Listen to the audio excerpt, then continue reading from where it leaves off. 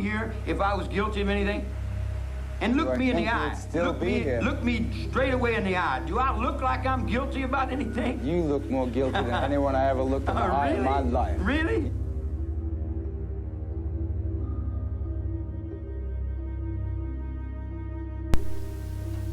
Hello, friends. Today we are here to learn about one of the most infamous American serial killers who ever lived, Charles Manson. Sit back, relax, and allow me to tell you the story of this insane, vile, and sick monster. We begin in November 12, 1934. Charles Manson was birthed by a flower child prostitute named Kathleen Maddox. He was considered to be an unwanted and illegitimate child, which then would leave him to be taken care of by his other relatives. In his early life, as a child, through his teens, he would be left alone to do what he wanted. Left to his own devices, he would grow up to become a delinquent involved in criminal activities. This experience of being a delinquent had taught him the ability to read people, which was one of the key skills he would utilize later in his life to gain his followers. It goes without saying that many people had said he had a special, charismatic air around him. With this, he would easily manipulate his people to do the crimes that he would make him as infamous as he was and still is. From the mid-1940s and further down the road, Charles Manson would see himself committing theft and robberies all around. These would vary from grocery store break-ins, strings of burglary, and even Grand Theft Auto. Each and every time he was caught, he would be sent into correction institutions where he would fall victim of sexual brutality. Through all of the logs and reports kept on him, it was clear that Manson had believed he was born with a really bad set of cards.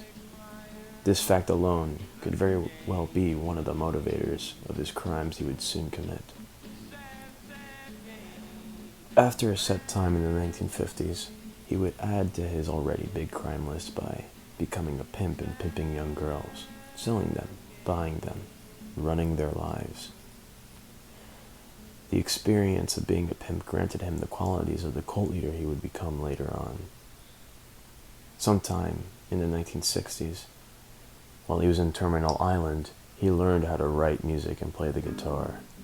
His songs would be filled with his philosophies and ideas in a time where those same ideas would be accepted. Oh yes, Charles Manson was about to be given a good card for once in his life. When released from Terminal Island, he found himself in a new America. A new movement was made, and it was exactly what Charles Manson needed. This was the age of the hippies, young teens and adults living the high life. Almost everyone taking drugs such as LSD to have a better grasp of the world. These factors were just what the doctor ordered. Only that this doctor would end up taking lives instead of saving them. With the manipulative skills he had and the charisma that followed after him, he was able to gain a following from hippies looking for a guru to believe in. Manson knew just what to say and how to say it, to win people over, and it wasn't hard for him at all. People were too high to think logically and instead followed everything Manson had said. He built this cult like a family, which he would name it accordingly. And this family he would bring up would then listen to the quote-unquote orders that would put him on the map as one of the most devious serial killer America has come to know. In 1971, Charles Manson was convicted of first-degree murder and conspiracy to commit murder for the deaths of 7 people.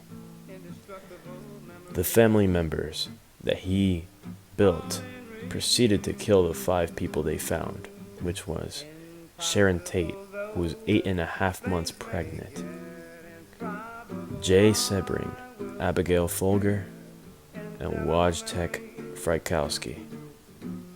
They were just visiting Sharon. And Stephen Parent, who had been visiting the caretaker of the home. The prosecution contended that, while Manson never directly ordered the murders, his ideology constituted an overt act of conspiracy. Charles Manson would continue to live up until January 1st, 2017. And this was due to suffering from gastrointestinal bleeding at California State Prison in Corcoran when he was rushed to Mercy Hospital in downtown Bakersfield. He died from cardiac arrest resulting from respiratory failure and colon cancer at the hospital on November 19th.